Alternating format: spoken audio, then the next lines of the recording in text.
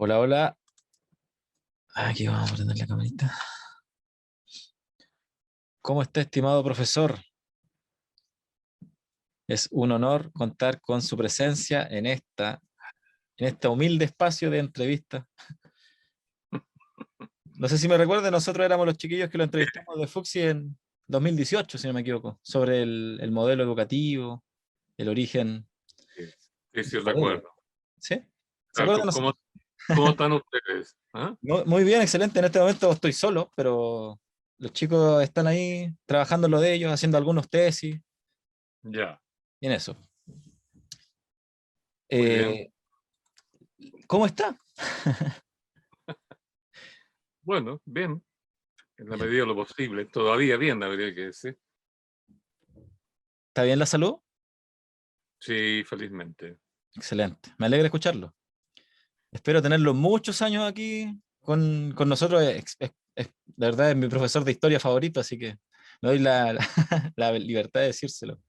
Pero ustedes no eran profesores de historia, ¿no? ¿O sí? Nosotros no, periodismo, estudiantes de periodismo. Son de periodismo, sí. Sí. Y para no quitarle tanto tiempo y perdonando el retraso que estaba con un amigo en, en una labor social, sí, sí. Pero Ya, ya, las excusas les sirven a los que las dan, ¿no? Así que eh, vamos a empezar de lleno con el tema de la entrevista, que era la ya. legitimidad de la Convención Constitucional. No Ujú. para cuestionarla, sino como para entender si es una respuesta lógica y coherente y oportuna a los movimientos sociales que estallaron en octubre de 2018. En su Sí. opinión histórica, ¿se justifica la Convención Constitucional? ¿Hay precedentes históricos de reacciones similares de parte del poder a los movimientos sociales, a la presión? Por ejemplo, la revuelta de las chauchas, ¿es comparable? ¿Hay algún precedente de una respuesta así? Y de haberlo, conocerlo. Pero más que nada la pregunta es si es legítima esta respuesta. Ya. Lo escucho. Bueno. Bueno, habría muchas cosas que decir, ¿no? Porque hay muchas cosas conectadas simultáneamente al problema. Está de una parte el contexto teórico, Ujú. lógico, específico, que tiene que ver con la expresión legitimidad, ¿no? ¿Ya? La legitimidad que pueda tener una ley, una asamblea, una constitución, etcétera, ¿no? Y eso ya es un problema, no digamos semántico, es un problema de definición lógica, casi filosófica en varios aspectos. Y por otro lado, el tema histórico, ¿no? Que tú planteas, si ha habido antes algo similar a lo que hoy día estamos viviendo. Tendríamos que dividir en dos un poco la respuesta Ya, también, son dos preguntas en el fondo. para, Perdón. claro, para poder cubrir. Legitimidad tiene que ver con participación, ¿no? Algo es legítimo cuando ha habido una participación ciudadana, en este caso, eh, lo óptimo posible, es decir, el máximo posible de participación, ¿no? Se supone entonces que una decisión, ¿no? En términos de vamos a cambiar algo, decisión respecto a qué es lo que queremos cambiar, cómo lo queremos cambiar, cómo queremos que quede lo nuevo, digamos, que queremos introducir. Si todas esas decisiones son tomadas por la ciudadanía en pleno, o por lo menos con una alta participación, implica que los resultados de esa decisión son legítimos, ¿no? Hay legitimidad. Claro, El problema de la legitimidad es muy distinto al de la legalidad, ¿no? La legalidad tiene que ver si algo está de acuerdo o no con las leyes existentes, ¿no? La claro. legitimidad tiene que ver más bien con la coherencia que tienen esas leyes o lo que existe una institucionalidad con respecto a la voluntad ciudadana y a la voluntad del conjunto de la ciudadanía, no de un individuo, ¿no? Porque esto se conecta con el tema de la soberanía, fíjate. Ujú. La soberanía es precisamente cómo la ciudadanía completa, ¿no? O el máximo posible de ella, en una asamblea participativa, ¿no? Delibera acerca de los problemas que hay que resolver construye una propuesta, una solución, y plantea esa solución, porque ahí está toda la ciudadanía, como un mandato soberano. ¿No? Claro. Mandato soberano. ¿No? Cuando eso ocurre, cuando la ciudadanía participa deliberando en la redacción de un texto constitucional, cuando ejerce lo que se llama el poder constituyente, ¿fija? Esa constitución que emana de esa asamblea, donde participa el conjunto o el máximo posible de ciudadanos, no solo es legítima, sino que además es soberana. ¿No? Claro. La soberanía en los pueblos tiende a manifestarse cuando ejerce, sobre todo, cuando ejerce el poder constituyente. ¿No? Claro. Y esa voluntad colectiva que se manifiesta tiene distintas etapas, porque la primera etapa es manifestarse, esto no me gusta, esto hay que cambiarlo, esto no podemos continuar manteniéndolo como nuestra legalidad. ¿No? Ahí ya se manifiesta la expresión soberana y luego se manifiesta en la decisión, vamos a hacerlo a través de una asamblea y la soberanía tendría que practicarse de modo que ella misma organice la asamblea. Porque la Esa soberanía, soberanía siempre no hay hablamos, nada, cuando ¿no? hablamos de Perdón. esa soberanía hablamos del pueblo, ¿no? Siempre Claro, del de pueblo. toda la masa ciudadana o el pueblo, si tú quieres, que viene a ser lo mismo. Claro, ¿No? porque Para me este surge la duda con lo que me dice caso el es lo mismo. profesor, que, por ¿Mm? ejemplo, cuando uno veía en 2019, o uno ve el archivo de los videos, los millones de personas congregados, no solo en Santiago, sino que en muchas regiones, Araucanía, en el norte, en Concepción, Valparaíso, la represión, las manifestaciones artísticas, todos los movimientos confluyendo juntos. Uno ve un movimiento orgánico, espontáneo, pero que no tenía muy claro porque eran tantas cosas que no sabían qué decir. De hecho, creo que una pancarta decía eso. Y específicamente ellos nunca pidieron una nueva constitución, o sea, estaba la corriente que la quería, que la exigía, la Asamblea Constituyente. Está. Pero objetivamente no fue lo que el estallido social pedía. En el fondo, el estallido social pedía una solución ya, y como que este acuerdo del 25 de noviembre, o el 15 de noviembre, fue una especie de oferta, o la mejor oferta que pudieron hacer entre la clase política, que fue como la única, la respuesta más que pidió la gente, la respuesta que ellos ofrecieron y que en el fondo convenció hasta por ahí nomás, porque todavía hay mucha desconfianza por los temas de probidad, por corrupción, pero al menos por el apoyo ciudadano en las elecciones del plebiscito y ahora de los constituyentes, se ve bueno, ahí veo yo un poco reflejada esa legitimidad de eso, pero si fuera quizá unánime la oferta que hubiera hecho la propuesta que hubieran, valga la redundancia, o la idea que hubieran propuesto la clase política, perdón, me estaban llamando, hubiera sido más coherente la respuesta quizás, o hubiera sido más unánime la respuesta, quizás no un 50% del padrón votando, sino que quizás un 70, 80, porque en el fondo el sistema institucional es el que está cuestionado. ¿Qué opina usted acerca de ese juicio? ¿Lo comparte? ¿Tiene más sobre la respuesta que se le dio? Por eso mi pregunta es como si es coherente la Convención Constitucional al estallido social. Es como, quiero como encontrar la respuesta. Tal vez le respondió al 50% del padrón. No lo sé. Ujú. Pero terminemos de redondear entonces la respuesta a la primera cuestión que tú planteabas, que son cuestiones de fondo importantes de dejarlo bien claro, porque aquí la mayoría de nosotros no teníamos mucha idea de que lo que estábamos haciendo y no sabíamos que era soberanía, o Claro. lo intuíamos.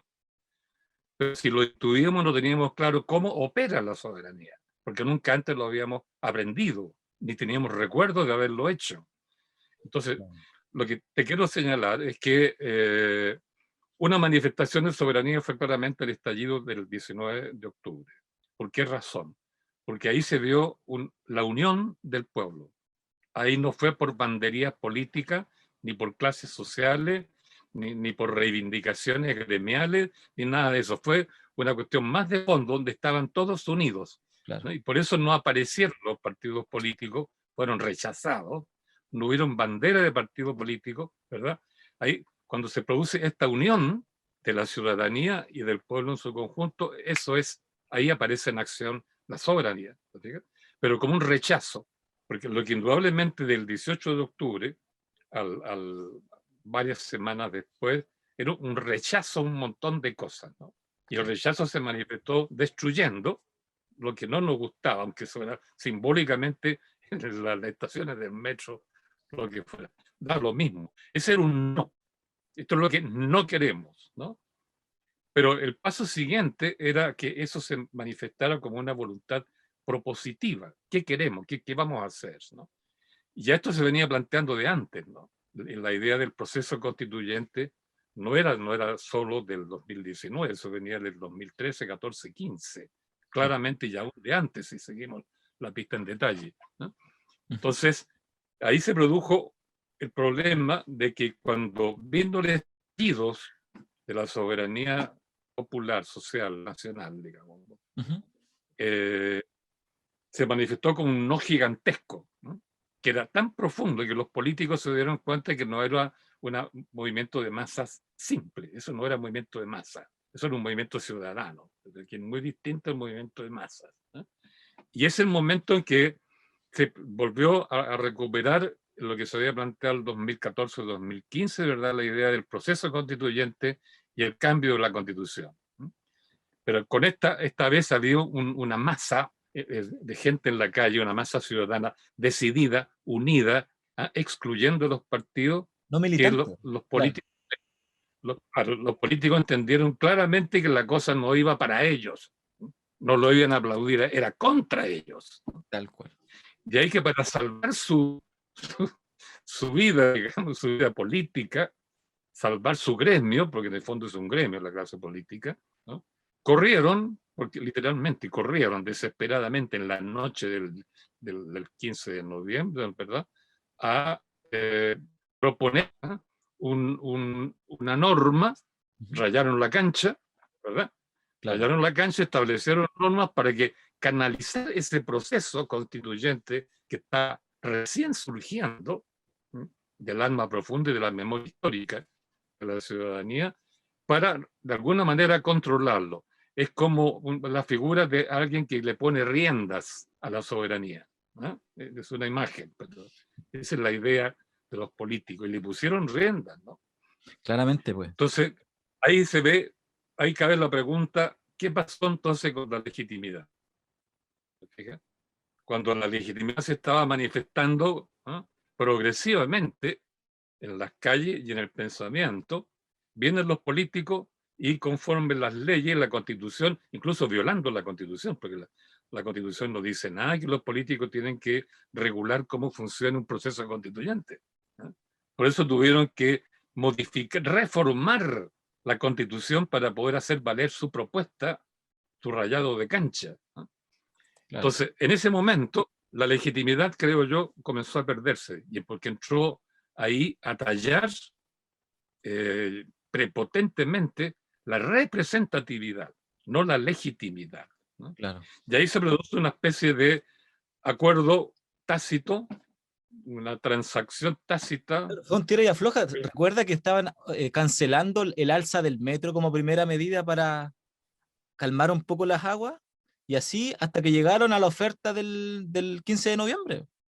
Sí, no, por eso, claro, se dieron cuenta de la envergadura, que no era un movimiento más común y corriente de reivindicaciones de las masas que era. Por eso actuaron de esa manera. Pero al actuar de esa manera, y al aceptar, este es lo complicado, al aceptar el movimiento ciudadano esa propuesta de los políticos, la legitimidad entonces, que estaba desenvolviéndose libremente en ese momento, quedó enredada en la propuesta de los políticos, en una transacción que comprometió a un margen importante de su soberanía. Por eso la Convención Constitucional, que tú te fijas un poco, cuando la soberanía se desarrolla, el derecho queda en suspenso. Y la soberanía es un poder muy superior al derecho. Claro. Es superior al derecho, ¿no? Porque es la fuente soberana que dice el derecho, no más este derecho, yo voy a proponer otro derecho. ¿Te fijas? Entonces, Claro. cuando la soberanía entra en acción, el derecho entra en recesión, ¿no? Queda en paréntesis, por así Claro, la decirlo. soberanía se refiere más a la naturaleza y quizás las leyes más a las normas. La soberanía es historia, maestro. ¿Mm? Es la voluntad colectiva del pueblo de querer cambiar algo por sí mismo. ¿Se fija? Entonces, va a ser historia, es historicidad. Historicidad. El derecho simplemente es repetición de una ley que ya es escrita. ¿No? Claro. El derecho tiene un tiempo estático. ¿No? ¿Se fija? Las leyes son intemporales. ¿No? Rigen, ¿no? Rigen el tiempo presente, pero se supone que para todo el tiempo que pueden abarcar. ¿No? En cambio, la soberanía es movimiento, es historicidad. ¿No? Y por eso es que hay un conflicto entre el movimiento, la historicidad, ¿no? La voluntad activa, soberana de los pueblos, o del pueblo, y un derecho que queda automáticamente, por así decirlo, desfasado, ¿no? Queda en suspenso. Claro. Pero aquí se dio una transacción, que los políticos corrieron, ¿verdad?, a dictar leyes, o decretos en este caso, de dudosa legalidad, no digo legitimidad, legalidad, ¿no?, para ordenar el proceso conforme ellos. Por eso es que hasta el día de hoy están diciendo que los convencionales no pueden cambiar las reglas de funcionamiento que los políticos le impusieron. Claro. El quórum, por ejemplo, o los temas que no pueden tocar, ¿no? Los 2/3, claro. Claro. Entonces, es evidente que hay un conflicto ahí. Y este conflicto es no una asamblea verdaderamente soberana, verdaderamente legítima, no tendría por qué vivir un conflicto así. Porque la propia asamblea soberana se da a sí misma las normas de funcionamiento. Claro. Por algo es Se da soberano. Tú nomás. a sí mismo, claro, se da a sí mismo los plazos en que va a hacer su trabajo, ¿no? Y en ese caso, hay que preguntarse qué debe hacer el poder constituido en ese caso. Y ahí, claro, lo lógico es que se quede en paréntesis, ¿no?, y deje a la soberanía popular hacer, ¿no?, hacer y construir libremente, no interviniendo, no interviniendo. En la historia de Chile, las dos veces que se han vivido procesos similares, uno entre 1822 y 1828, otro entre 1907 y 1925. En los dos casos, y particularmente en el primero, la ciudadanía simplemente derribó al gobierno de turno, la dictadura de O'Higgins. Que O'Higgins fue derrocado por el movimiento ciudadano que no soportó, digamos, le dijo no a su dictadura, no a la prolongación de su gobierno, y le mandó cartitas diciéndole desacatamos su autoridad.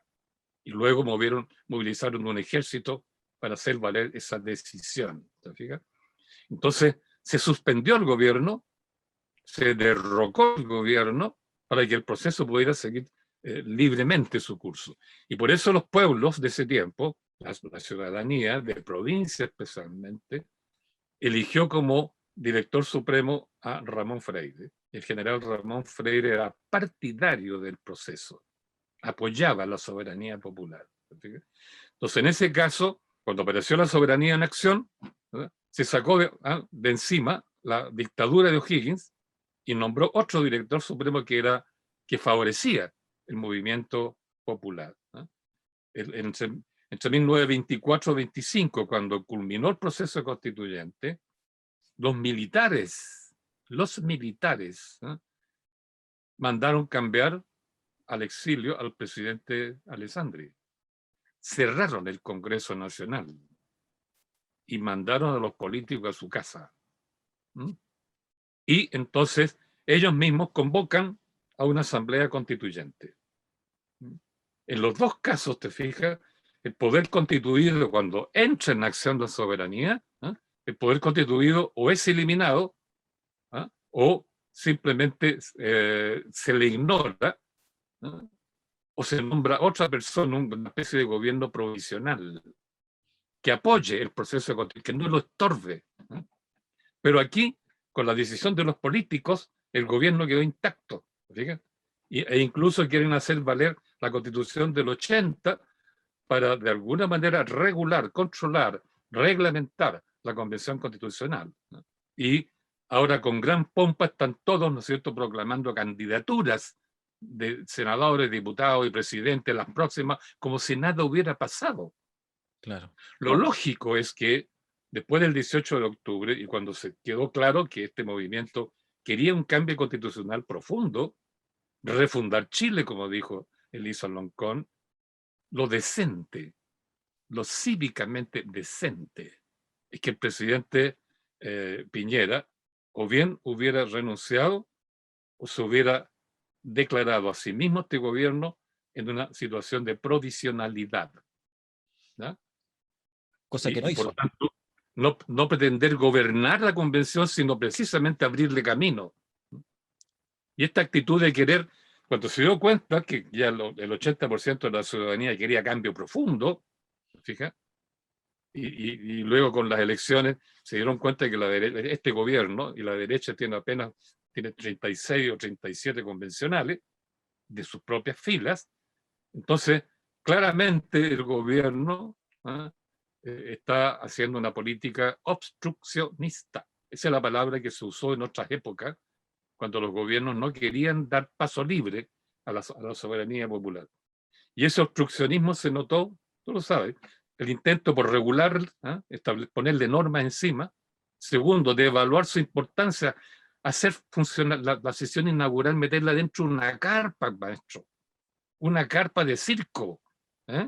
La gente toda apiñada y sin ningún respeto por las normas sanitarias tampoco, ¿no? Luego la cuestión de los enchufes que no están enchufados, digamos. Claro. Profesor Es Salazar, evidente. en ese sentido va mi segunda pregunta, porque siento que respondió y a cabalidad las dos primeras. Me voy a permitir leer una cita, pero hacer un breve preámbulo para formular la primera pregunta. Respectamente a esto, antes de este escándalo, de este bochorno, de la nula preparación de la sala para sesionar, Francisco Encina de Evópoli, ahora ex secretario técnico de la convención, porque nombraron ayer a Parot, a Catalina Parot, había sido cuestionado, antes de este bochorno, había sido cuestionado por negarse a la solicitud de constituyentes indígenas de contar con intérpretes durante la investidura de sus cargos. Precisamente un artículo de la Universidad de Chile, de Maribel Mora Curriao y Claudio Millacura, el 30 de junio, un día antes de la convención, hace 8 días, decía lo siguiente, cito textual: perdón, a ver, aquí dónde está la cita. El artículo habla de la incapacidad de pensar en términos interculturales y que también deja en evidencia cierta ignorancia de parte de esta autoridad y de otras respecto al derecho que poseen los pueblos indígenas y cualquier otro grupo humano, por ejemplo los haitianos en nuestra realidad actual, de expresarse en su propia lengua. En su opinión, ¿cuánta de esa incapacidad de pensar en términos interculturales e ignorancia hay presente hoy en puestos de primer orden de autoridad en Chile? Sectores políticos, élites, gremios, el mismo gobierno. ¿Cuánta de esa incapacidad y cuánta de esa ignorancia hay presente hoy en gente que está tomando decisiones? En su visión histórica o en su visión también, que usted vio toda la línea política como ha evolucionado también, las vertientes. ¿A dónde se Yo ubica? creo que el gobierno de Chile o el Estado chileno ha dado ya bastantes muestras de que tiene el conocimiento y la capacidad para organizar asambleas internacionales o nacionales donde todo está funcionando muy orgánica. Chile se ha hecho famoso porque organiza bien estas cosas. Claro. Lo último que se organizó importante tuvo que ver con la cuestión, ¿no es cierto?, de la ecología, el medio ambiente, tiempo atrás, ¿no?, que se organizó muy bien el Parque Cerrillo, si mal no recuerdo en este momento. Tiene capacidad organizativa, tiene gente que puede hacer el servicio, ¿verdad?, de comunicación entre culturas distintas o entre etnias distintas. Lo tiene. Lo que no tiene, creo yo, en este caso, no es desconocimiento, ni falta de cultura, ni ignorancia, sino voluntad política para hacerlo. Porque no quiere, por ningún motivo, que esta convención actúe soberanamente y que tenga la legitimidad total que debería tener, porque tiene una legitimidad a medias, ¿no? por razones que no hemos conversado, porque dejamos ese punto abierto, ¿no? Claro. Hasta dónde llega la legitimidad, y la legitimidad tiene muchas aristas, bueno, pero en fin. Y ambas caras. Entonces yo creo que es falta de voluntad política y falta, en el fondo del fondo, más que capacidad técnica de manejo intercultural, qué sé yo, es un problema que no tiene una visión global, teórica, del proceso histórico chileno. Si algo caracteriza a nuestra élite dirigente desde el siglo XIX hasta hoy, que tiene una gran cultura europea, pero no una cultura teórica para interpretar a fondo y muy precisamente lo que pasa en Chile, con ella misma y el pueblo que está dirigiendo. Uno de los problemas de nuestra aristocracia, oligarquía, dirigente, qué sé yo, que partió con la aristocracia y terminó con la clase política, teniendo los empresarios detrás, es su poca calidad, su poca inteligencia teórica. La derecha no tiene teoría, no tiene discurso de fondo, no. Es un discurso primitivo, ¿no? El enemigo y yo, del enemigo y yo, ¿no? Casi un discurso bélico. Por eso es que su primera reacción ante un problema grande que afecta su gobernabilidad es recurrir al ejército. Así es, la historia es clarísima, no podemos dar detalles aquí, pero es clarísimo. Esta oligarquía no interpreta el problema del subdesarrollo, de la desigualdad, de la existencia de varios pueblos dentro de lo que llaman ellos nación. No tiene manejo de eso porque no quiere verlo, ni lo ha estudiado a fondo. Entonces, cuando aparece lo que ellos llaman el enemigo interno en las calles, ¿no? Reacciona siempre pidiendo al ejército. De ahí las masacres, las 6 guerras civiles del siglo XIX y las 23 masacres del siglo XX, sin contar a Pinochet. Eso explica eso. Entonces, no se maneja en la cosa teórica, conceptual, de alto nivel para dirigir un país, ¿no? De ahí que la necesidad del ejército es fundamental. Y por eso que es interesante estudiar también lo que pasa con el ejército. Porque si salió a la calle, no masacró, o lo hizo muy poquito. Y luego de octubre a noviembre, posteriormente no ha querido salir a la calle. La quisieron llevar a la Araucanía, ¿no es cierto?, junto con el Cuerpo Carabinero y la PDI. Se negó. Y una y otra vez ha dicho públicamente el general en jefe, ¿no?, que el ejército no está hecho, ni está capacitado, ni quiere ser un factor del orden público. No es su tarea el orden público. Claro. O sea, no es su tarea hacer, de verdad, funciones policiales, ¿no?, y policial represivas. Eso ya lo hicieron, ¿no?, y quedaron muy desprestigiados por eso, tanto en el siglo XIX como en el siglo XX con Pinochet. Entonces, no lo están haciendo. Y eso genera un problema mayúsculo para este gobierno y la derecha, porque no le queda otra que enfrentar a la Convención Constitucional tal como ahora está constituida y dirigida, y no pudiendo reprimirla con el ejército, entonces tiene que obstruir su desarrollo. Claro, obstruccionismo. Eso, claro, saboteo, obstruccionismo, qué sé yo, etcétera, etcétera. Porque está en minoría. Incluso yo creí que no iba a ocurrir eso, pero ocurrió, ¿no es cierto?, que está en minoría dentro de la convención. Claro. Las elecciones las elecciones del presidente y vicepresidente de la convención lo dejó clarísimo. Esos 36 votos dan lástima, ¿no?, claro, frente a los 90, 80, qué sé yo, que consiguen fácilmente los opositores, digamos. Maestro Salazar. Pero el problema de ahí termino. El problema de fondo, sin embargo, para esta convención es que cuando se discutan justamente los problemas de fondo, ¿verdad?, la derecha se va a defender, pero desesperadamente. Porque cuando se plantea el tema, por ejemplo, de los tratados internacionales de comercio, ¿ya?, cuando se plantea el tema del agua, cuando se plantea el tema, qué sé yo, del rol mismo del ejército, la derecha se va a defender desesperadamente. Y tiene casi un tercio, va a depender de qué apoyo le den, en ese caso, los convencionales de los partidos políticos, del Partido Claro. Socialista, del Partido Demócrata Cristiano, del PPD, hasta el Partido Comunista. Porque esos son políticos, ¿no? Serán comunistas, pero son políticos. Clase política, eso es un hecho absolutamente real. Entonces, cuando la clase política se siente afectada como clase gremialmente, se defiende unida. Justamente la decisión del 15 de noviembre fueron todos, ¿verdad?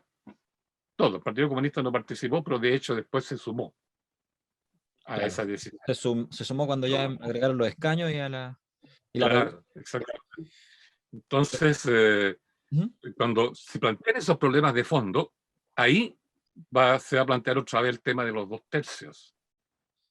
Y por supuesto, la lista del pueblo y las otras listas parecidas a la del pueblo van a querer justamente hacer valer simplemente mayoría simple para resolver estos problemas gigantescos que arrastra Chile desde hace 4 siglos, varios de ellos, ¿no? Y la derecha no va a querer por ningún motivo, y ahí se va a producir un conflicto, maestro, que no se va a poder dialogar, ni conversar, ni llegar a acuerdo, un conflicto insoluble. ¿Usted cree que pueda llegarse a una eventual intervención militar si no les gusta el resultado de esta convención Eso a es la lo que clase quisiera, chilena? sin lugar a dudas, lo que quisiera la derecha chilena y probablemente Estados Unidos. Por Mm, eso hay que estudiar profundamente qué está pasando con los militares. Porque lo que han hecho en este periodo es extraordinariamente significativo. No nos han masacrado, maestro. Tuvieron razones importantes para hacerlo. No lo hicieron. Lo que dijo el general Iturriaga, yo no estoy en guerra no estoy en guerra con mi pueblo, ¿no? claro. O con el resto de los compatriotas. Eso es una cuestión fundamental. Entonces, por eso es que hay que pensar profundamente dos cosas, creo yo. Uno, el rol que puede jugar el ejército, y para eso tenemos como ciudadanos que desarrollar una política hacia el ejército, nuestra, porque la política es el ejército que está establecida en las constituciones políticas legítimas que hemos tenido. Esa política no la dictó el pueblo, la dictaron los vencedores en la batalla, en la guerra. ¿Ah? Entonces, esta vez tiene que haber una política popular hacia el ejército y hay que construirla. Los convencionales no van a tener tiempo de construirla. Y esa es tarea nuestra de lo que estamos fuera. Claro, los temas se toman 2 semanas, un mes a veces. Claro, Un tema. porque la soberanía está fundamentalmente en las comunas y en la calle, podríamos decir. No está masivamente dentro de la convención. Entonces, el grueso del trabajo realmente constituyente, en un sentido puro y soberano, tiene que hacerse desde fuera. Claro. Desde fuera de la convención hacia adentro de la convención. Y si eso no resulta, bueno, ahí hay que tomar una decisión fundamental. ¿Cómo cuál? Saber qué va a hacer el ejército, y si el ejército no va a hacer nada, va a continuar ahí de su statu quo, entonces tiene que actuar de nuevo el pueblo y producir otro 18 de octubre, pero ya no para protestar, sino para disolver esta convención y llamar a otra que realmente sea legítima. Mire, no se me había ocurrido esa Sí, idea. sí. Profesor Salazar, en dirección a esto, ¿usted cree? Sé que no soy científico ni usted lo es. Estamos estudiando carrera, bueno, yo estoy estudiando, usted es maestro del humanismo, de las ciencias sociales.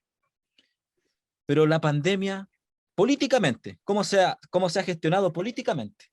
¿Qué factor ha jugado a favor o en contra del proceso constituyente, a favor o en contra del gobierno de Piñera, a favor o en contra de apagar el estallido, de apagar las protestas ciudadanas?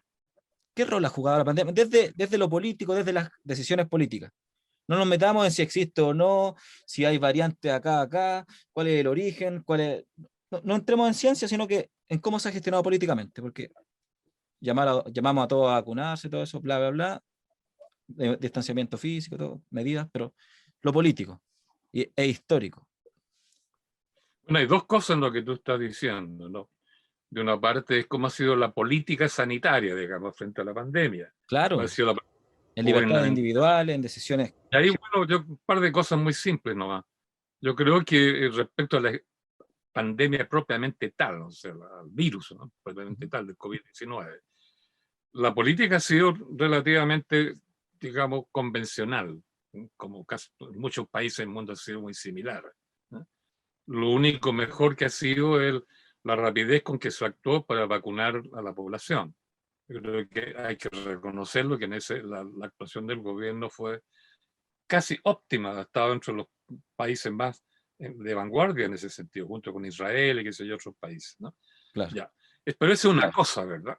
Ahora, la pregunta tuya contiene otro aspecto que me parece más interesante. ¿Qué es lo que ha desnudado la pandemia? Y yo creo que ha desnudado dos cosas que importantísimas, ¿no? Uno, ha desnudado la verdadera naturaleza o la realidad del modelo neoliberal chileno.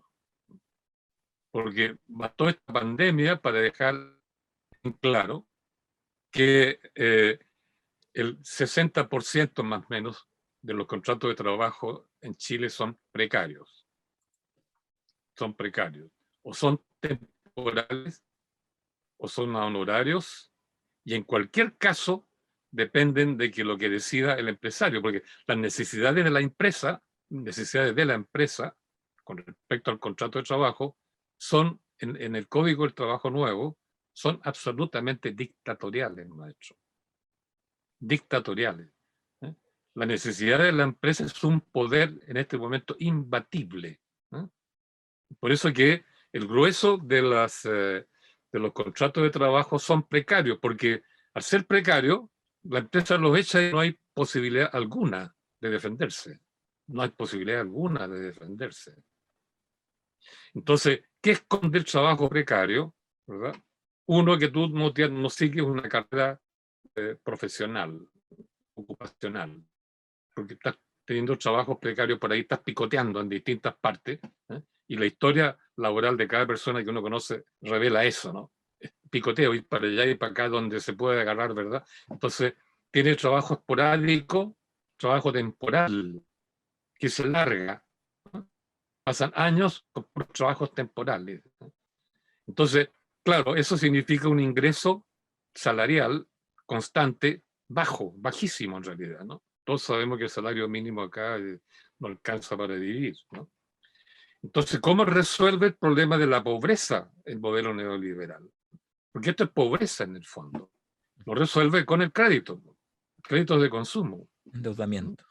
Tenemos 6 o 7 millones de trabajadores activos, ¿no? Y tenemos cerca de 40 millones de tarjetas de crédito. Todos los años, o cada 2 años, se acumulan alrededor de 4 millones de deudores morosos frente a las multitiendas o a los bancos. ¿Fija? ¿Qué sé yo? A tal punto que el presidente, y le ha tocado a Piñera hacerlo 2 veces, hacer un perdonazo para esos 4 millones. Porque si no irían presos, y si van presos, ustedes ya dejan de comprar. Pero la cuestión es que tienen que comprar. Con el perdonazo, esos 4 millones se integran de nuevo al mercado del crédito y comienzan a comprar, ¿no? Claro, pero bastó la epidemia para que todos esos contratos precarios, ¿verdad?, finiquitaran y la gente quedó cesante. Y ellos dicen que tenemos un 12% de desocupación. La cifra que entregan las universidades y otros estudiosos del problema es el doble, ¿no? Más del 20% de desempleo, muy similar a la época de Pinochet. Y eso generó hambre. Por algo salieron las ollas comunes de nuevo, ¿no?, los en las retiros. poblaciones. Por algo, ¿no es cierto?, aparecen de nuevo las poblaciones callampas, que se han multiplicado. El déficit habitacional subió de 500.000, que ya era un problema enorme, no resuelto. En la época de Salvador Allende, el déficit de vivienda de 500.000. Al inaugurar su gobierno, el segundo gobierno, Sebastián Piñera, el déficit también era de 500.000. Y ahora con este problema, lo dice Mercurio, estamos en 800.000. ¿Ya? O sea que la pandemia te desnuda la realidad cruda del modelo. Claro. Y la pobreza se disparó de nuevo. Eso por un lado. Entonces, de ahí que el gobierno ha tenido que tirar ayuda, limosna, no generar empleo, limosna para que la gente sobreviva. Pero esta es la otra cara de lo que te quería decir, ¿no? Esta es la verdadera cara también acumulativa del modelo, porque el modelo vive de las transacciones comerciales, no vive de la producción industrial. ¿Sí? Es el mall el que manda en este modelo, no es la fábrica.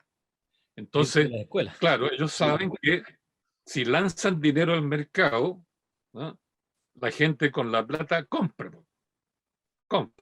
Y si le ofrecen crédito, mejor.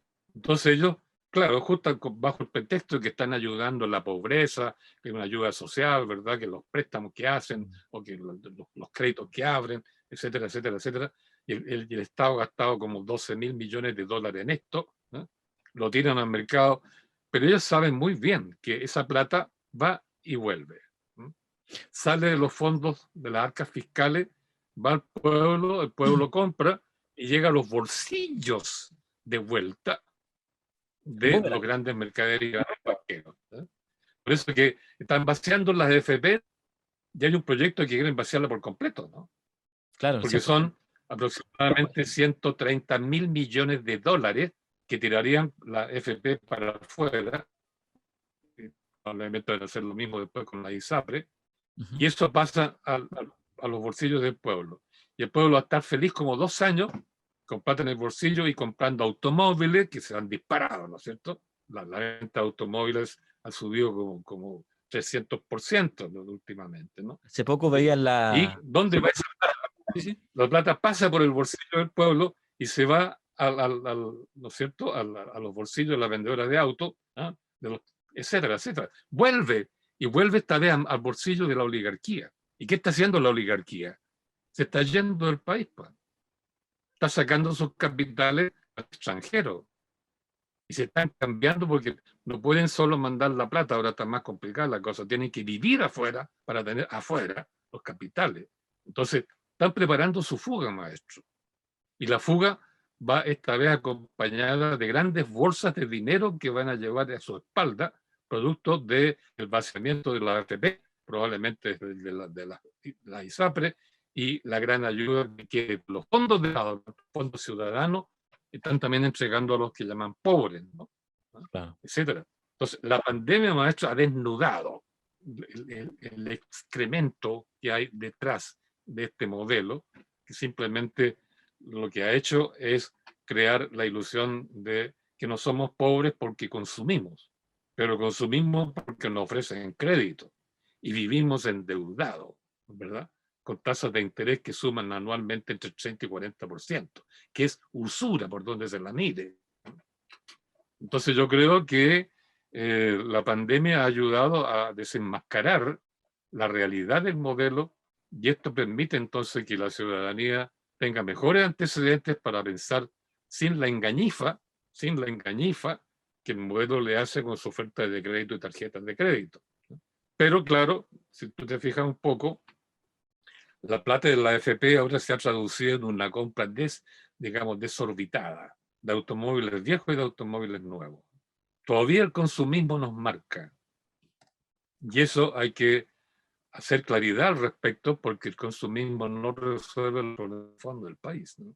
Claro. Si en las calles ya no podemos ni andar porque están llenos de automóviles de todas las marcas y nuevitos, ¿no?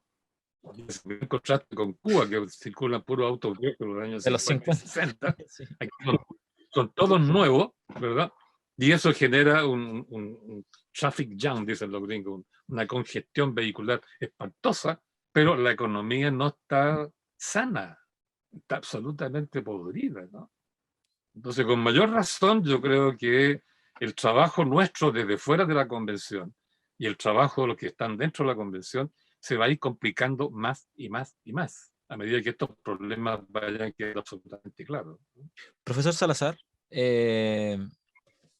claro, me quedó muy claro el cómo desnudó la precariedad del modelo de la fachada, que detrás de la fachada había miseria, pero mi pregunta también va por el sector de cómo, porque escuchaba análisis de Alberto Mayol en la radio en la mañana, y una vez lo escuché hablando en el sonar informativo con Cavada y en el fondo él decía que en los jueves de Mayol, él decía que estaban simultáneamente al estallido social. Esto fue antes de la pandemia, generándose estallidos Ujú. sociales o revueltas ciudadanas en Europa, en Centroamérica, en Latinoamérica y en muchas partes en simultáneo. Y en el fondo, lo que quiero preguntar es, en su opinión humanista, ¿cómo la liberación del virus o la proliferación del virus incidió en los movimientos sociales, en la región latinoamericana, en el planeta? Bueno, eso básicamente lo que agudizó la percepción de la pobreza real que estaba encubierta por el consumismo y las La tarjetas causa de de la crédito. más, claro, les dio más Pero, argumentos, en el eh, fondo, pero apagó claro, las manifestaciones, pero demostró por lo que estaban manifestándose.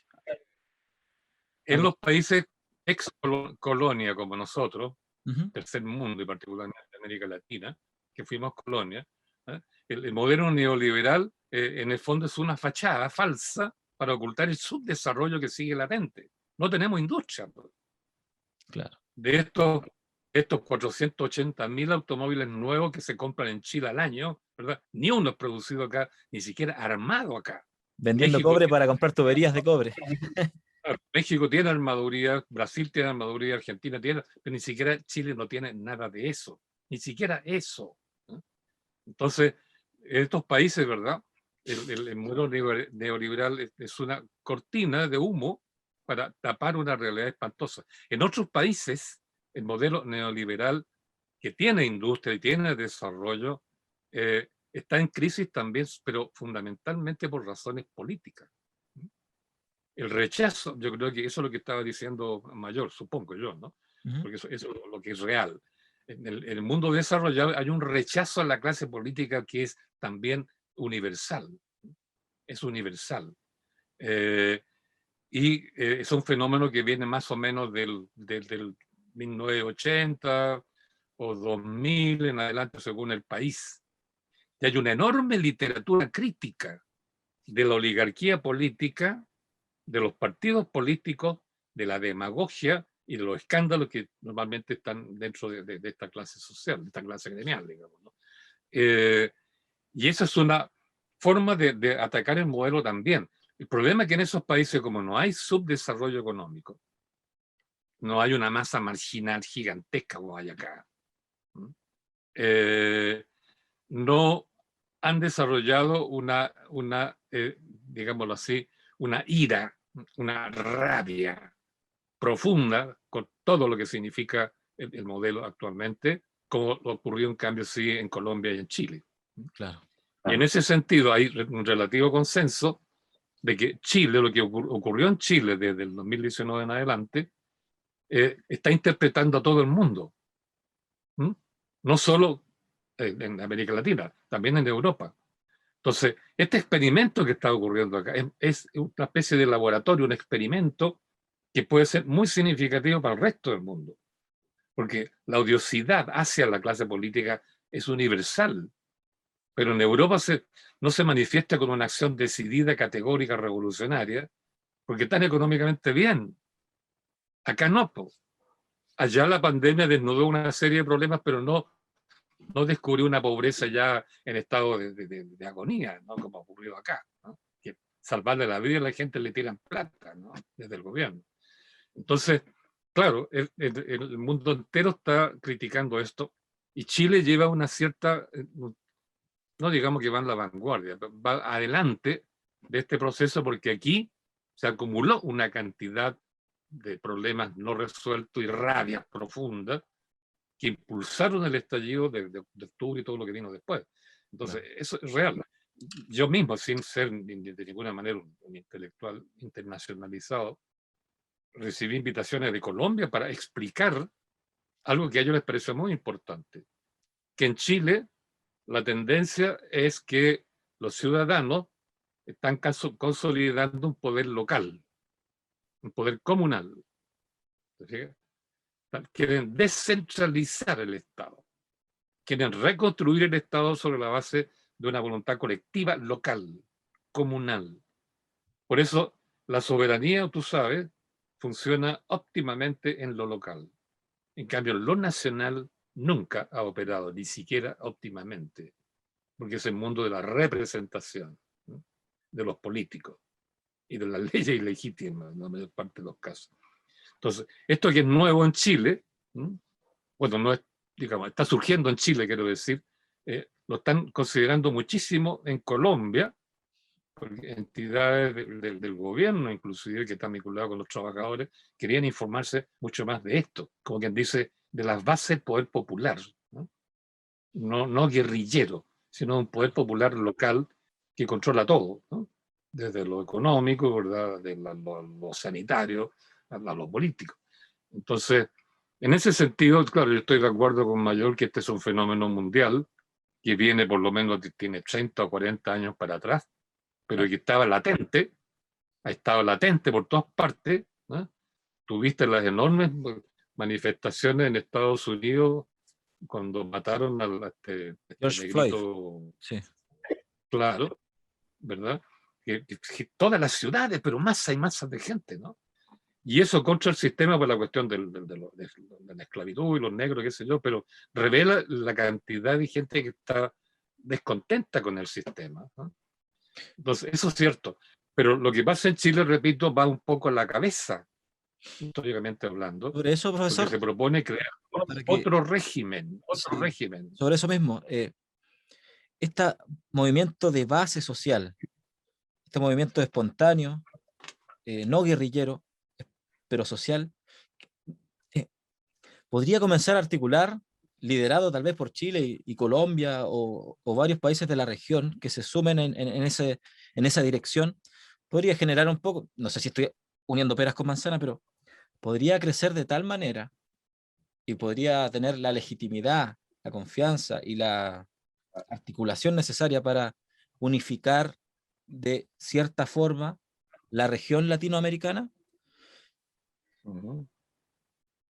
Bueno, puede ser. Lo que es claro es que en Colombia funcionó el modelo tradicional, la represión, que es lo que habría querido en Chile Piñera. No olvide que estaba muy congeniado con el presidente de Colombia, Ujú. tiempo atrás, contra Venezuela precisamente. Eh, lo que quisiera Piñera en Chile es lo que está pasando en Colombia. Pero como no pudo hacer eso mismo Piñera en Chile, Chile quedó como una situación excepcional. Y por tanto un modelo distinto al colombiano. Claro. Si este modelo funciona, ¿no?, y eso depende de nosotros que funcione, no depende de los políticos, y depende un poquitito del ejército también, ¿no? Claro. Depende de lo que vaya a hacer el ejército.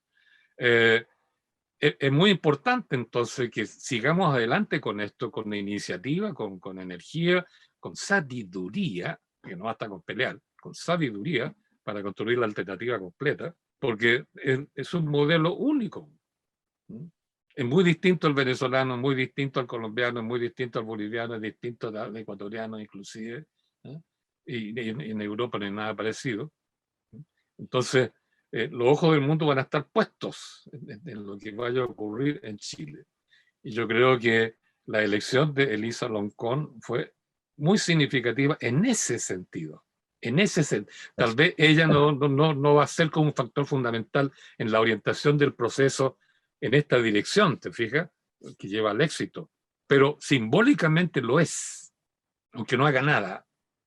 El solo hecho de que ella es mapuche, que es intelectual, que es inteligente, ¿verdad? En procesos como este, tiene un carácter simbólico enorme. Anticipó mi pregunta porque de hecho cuando yo le pregunté sobre esa ignorancia o incapacidad de pensar en términos interculturales, le iba a preguntar qué representaba para los sectores más conservadores del establishment la elección como de Lisa Loncón para que presida la convención. Le iba a preguntar, de hecho, qué representa para esos sectores más conservadores que quizás no querían a ningún escaño reservado, quizás querían mantener todo como estaba un poquito, pero dar un par de ayudas sociales para que sigamos como siempre. De hecho, le quería preguntar eso y en gran parte se adelantó a la consulta. Pero Uh-huh. para, creo que abordar un tema que es una curiosidad, ¿no? ¿Qué tiene que pasar en América Latina para que se funda una Unión Latinoamericana? ¿Tiene que pasar algo parecido a lo que pasa en Europa? ¿O puede surgir orgánicamente un movimiento que siente bases, estándares de dignidad para que todos encontremos un poco esa ese bienestar, ese macroestado de bienestar, quizás, no sé si estoy ocupando bien los términos, pero no sé si me entiende la idea de un poquito de, no sé si es una caricatura o no histórica, del sueño de Bolívar, un poco de unificar una región que tenga poder, que tenga industria, no sé, me imagino un megacontinente que sea a la vez un mega estado, que tenga el petróleo de Venezuela, de Brasil, que tenga el gas boliviano, que tenga el cobre chileno, peruano, que tenga todos estos recursos y los ocupe en un fin común y para darle bienestar a sus ciudadanos. Yo no sé, ¿qué piensa usted sobre esa idea? Bueno, es lo ideal, ¿verdad? Es lo que pensó de alguna manera Simón Bolívar en su oportunidad. Y es lo que pensaron varios otros, los promotores de la independencia en 1810, por ahí más o menos en esa fecha. Porque América Latina, después de todo, era una sola unidad colonial, ¿no? Colonial, dependiendo de España, pero era una sola unidad. Entonces, el problema es que para llegar a ese momento ideal, en que tengamos unidad y fraternidad a todos los anchos del continente, hay que superar dos vallas. Una, la más importante, la idea de nación y de frontera, la frontera nacional. Por mucho tiempo se ha creído que la nación es algo que hay que cuidar porque ahí está la soberanía. Las tres constituciones chilenas plantean eso. La soberanía radica en la nación. La nación es una unidad grande. Y si esa nación tiene fronteras que defienda como sea, digamos, con todo, o bien pretende aumentarla, ¿no? Quitarle la isla del vecino, o quitarle a las provincias o el desierto, ¿verdad? Eso fue característico del nacionalismo expansivo, ¿sí? Que Claro. fue característico del siglo XIX y comienzos del XX. Pero esa geopolítica de las fronteras nacionales, de los ejércitos creados para defender esas fronteras o expandirlas, ¿verdad? Es una política que por decirlo así, se grabó profundamente en la mentalidad de los políticos, sobre todo, de los políticos y del propio pueblo. Porque el nacionalismo, así concebido, no era un nacionalismo de los pueblos, era el nacionalismo de las élites que controlaban las riquezas, ¿no?, de ese país, ¿no? Ujú. Entonces, el nacionalismo ha sido una política burguesa, no ha sido una política popular, ¿no?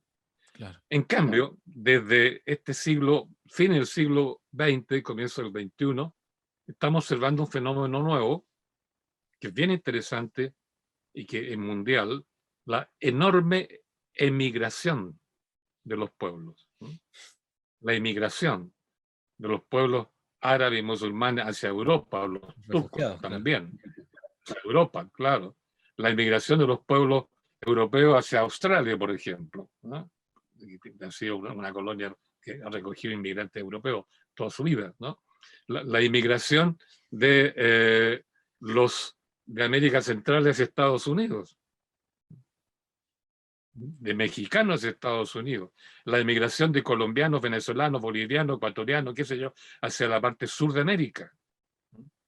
Los pueblos han entrado en movilización, en emigración, o en migración simplemente. Y con eso están rompiendo las fronteras. La geopolítica de los pueblos es muy distinta a la geopolítica de la nación. La geopolítica de la nación necesita ejército para defender la frontera o expandirlas. La geopolítica de los pueblos borra las fronteras, ¿no? La enorme inmigración que hemos tenido de los compañeros, de los hermanos, habría que decir, del norte de Sudamérica, hacia este país y a otros países australes, digamos, Ujú. ha sido enorme, ¿no? Tremendo. Y se requiere desarrollar una gran fraternidad para recibirlos, ¿no? Yo creo que el gobierno de Piñera abrió las puertas a la inmigración pensando en aumentar la fuerza de trabajo, Claro. y al aumentar la oferta de trabajo bajan los salarios, se mantienen bajos y reproducimos el subproletariado, que para la élite dominante, la burguesía y comercial sobre todo, es extraordinariamente importante porque ellos pueden abusar con ellos, ¿no?, a través del contrato precario, por ejemplo. Y aceptaron eso. pero les dio miedo al final porque la tasa de cesantía se les escapó, ¿no? Y los problemas que están creando con las nuevas poblaciones callampa, las tomas de terreno, está superando todo la propaganda pública del modelo neoliberal que apunta que superó a la pobreza y que eso ya no existe en Chile, ¿no? Ahora estamos peor que antes de Allende en ese plano. Porque durante Allende, repito, habían 500.000 viviendas de déficit, ahora es casi el doble, ¿no? Entonces, por eso yo creo que la fraternidad hispanoamericana o latinoamericana o sudamericana, por último, depende de lo que los pueblos hagan. Claro. Que las emigraciones cruzadas permitan borronear las fronteras. Al final somos todos hermanos y tenemos los mismos problemas de subdesarrollo, ¿verdad? Claro. Y de élites, ¿verdad? Que se usurpan la soberanía popular, ¿eh? Y se apoderan también de los recursos de los fondos públicos, los fondos de los trabajadores. Claro. Entonces, depende de eso, pero eso va de pueblo a pueblo, no de estado a estado, ¿eh? De Profesor, pueblo a pueblo.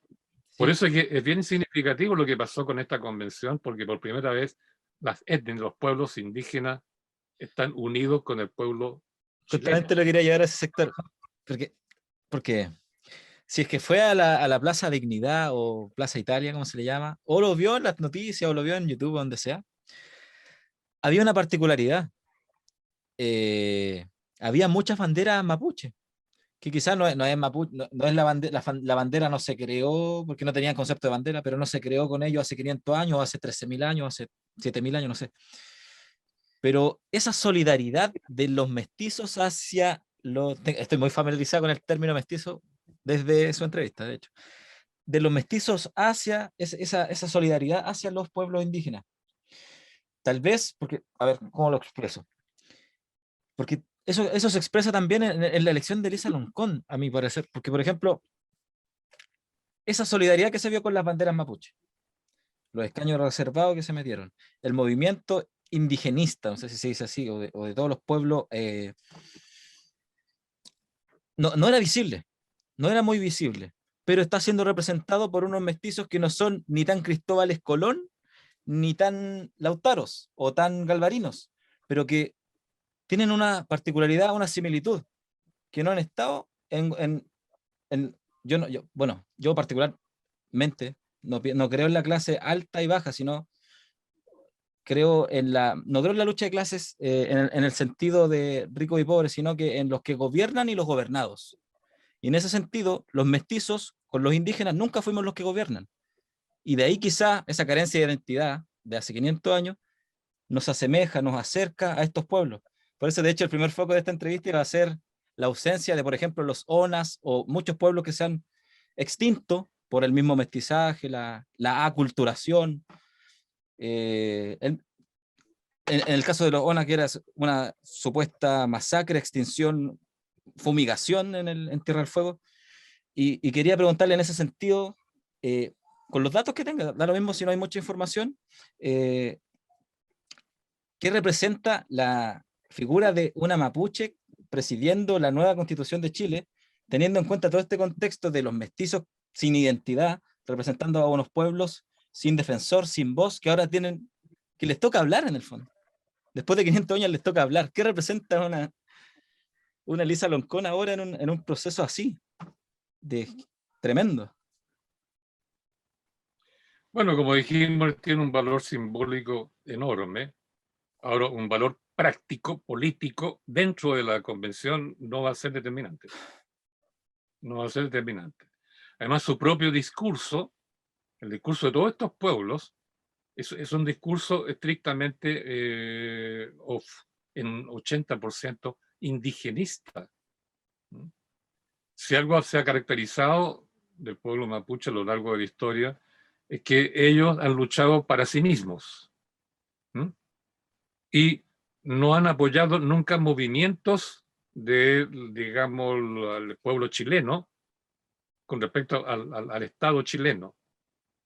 Ellos les gusta que los apoyen a ellos, más que ellos apoyar a otros. Lo que planteó ese día Elisa Loncón es primera vez que yo escucho a los mapuches hablar de que no solo es su lucha, también es la lucha del pueblo chileno. Pero ahí hay otra cosa que señalar. El mapuche mismo, por razones muy lógicas, está concentrado en su lucha. Le quitaron su territorio, porque aquí no es nada más, no es poquito eso, ¿no? Es fundamental. Entonces, están preocupados de eso. Pero recordemos que el pueblo mestizo es hijo del pueblo mapuche, de las mujeres mapuche principalmente. Hay que decir, la madre mapu, ¿no? La madre Walmapu, ¿verdad? La mama. Y el pueblo mestizo, de acuerdo a la historia que estamos recogiendo, siempre consideró la Araucanía, ¿no?, como su espacio de repliegue, porque el pueblo mapuche los aceptó que se quedaran ahí, que se arrancharan ahí, que trabajaran en la tierra, que estuvieran junto con ellos. El pueblo mapuche frente al mestizo fue siempre tolerante, una gran tolerancia. Y el pueblo mestizo tomó como modelo la forma en que luchaba el pueblo mapuche. La maloca, por ejemplo. La maloca fue típica forma de luchar del pueblo mapuche, ¿verdad? Salir, atacar, ¿no?, destruir, robar, arrancarse de vuelta. Ir, atacar y escapar. Esa es la maloca. Y el pueblo mestizo adoptó la misma táctica, con la gran diferencia que cuando el pueblo mestizo se urbanizó, inmigró a la ciudad de Santiago, aquí hizo lo mismo, ¿no? Atacó, se tomó la tierra, pero no se devolvió, porque no tenía tierra donde volver. Se quedó con ella. Y aparece el concepto de la toma, ¿te fijas?, dentro de las ciudades. Pero hubo una profunda, más que afinidad, entre el pueblo mestizo y el pueblo mapuche. No nos extrañemos entonces que la bandera mapuche, que es muy nueva, entiendo que la misma Elisa Loncón practicó en su diseño y Claro. promulgación, ¿no? Tiene Entonces es muy más de nueva. 10 años. Poco más de El 10 hecho de que se haya proliferado en estas manifestaciones, y no solo en manos de mapuche, sino que también de pueblo mestizo y de tengo una pegar la mestizos bandera. también. ¿Sí? ¿Sí? Indica que hay allí una unión de pueblos. Me Porque el reconozco pueblo mestizo por si mestizo, acá. Miren mi el piel. pueblo mestizo también es un pueblo, como el pueblo mapuche lo es también. No solo están las etnias puras, indígenas, está el pueblo mestizo, que es una mezcla de etnias. Y por sus características también es un pueblo, solo que todos los pueblos indígenas tenían territorio, tenían lenguaje Historia. propio, Raíces. tenían memoria de sí mismo, fíjate, Los tenían su españoles propio también. derecho. Los colonizadores también. Claro. En cambio, el pueblo mestizo es un pueblo que se define por los no. No tuvo territorio, no tuvo derecho, no tuvo lenguaje propio, ¿te fijas? No tuvo lugar donde vivir, ¿no? Entonces, claro, es pueblo, pero no tiene las características del pueblo tradicional. Claro. Lo interesante es que en esta convención chilena, más que un acuerdo entre políticos, debiera ser un acuerdo entre pueblos, reconociendo la existencia del pueblo mestizo. Eso les faltó, ¿no? En la lista de pueblos hablaron solo de pueblos originarios. ¿Y qué pasa con el pueblo mestizo? Que es el subproducto de todos los que existen acá. Claro. El Lo subproducto que se conoce como encima chilenos.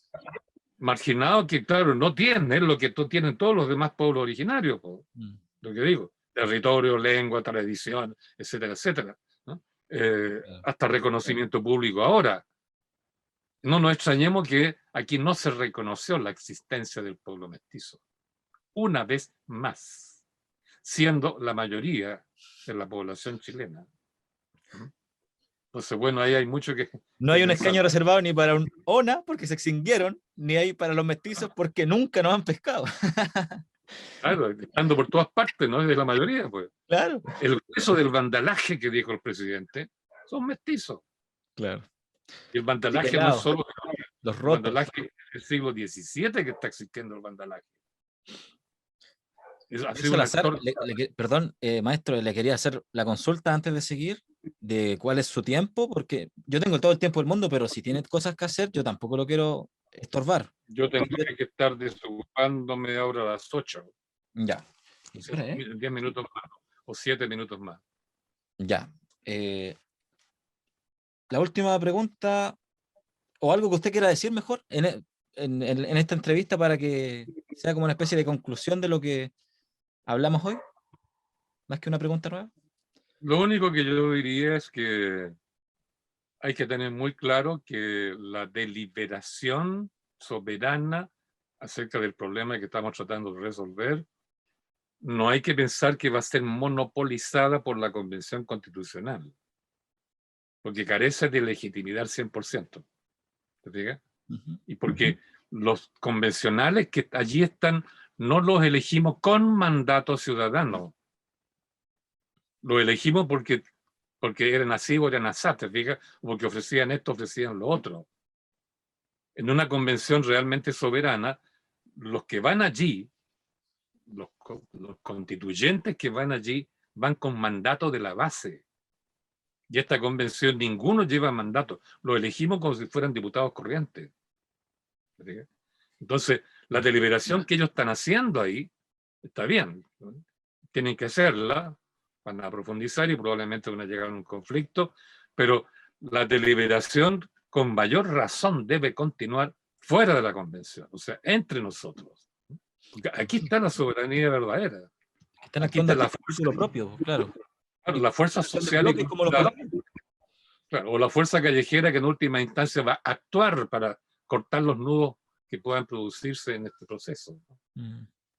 Así que esta deliberación deberíamos activarla incluso mucho más y más ampliamente que lo que está ocurriendo dentro de la convención, que están reglados allí por las cuestiones electrónicas, por los problemas técnicos, por el espacio, por la molestia de los periodistas que están metidos entre medio sacando fotos, sacando toda clase de entrevistas y declaraciones. No, yo creo que la deliberación debe estar en un mundo muy concentrado, muy profundo, ¿verdad? Muy serio, y eso debemos continuarla fuera nosotros, ¿no? Porque la deliberación es la herramienta principal de la soberanía. Y la deliberación es un deber ciudadano, el más importante de sus deberes, porque es la fuente de sus derechos, ¿no? Es la Generar fuente única. cabildo, entonces el mensaje es generar cabildo.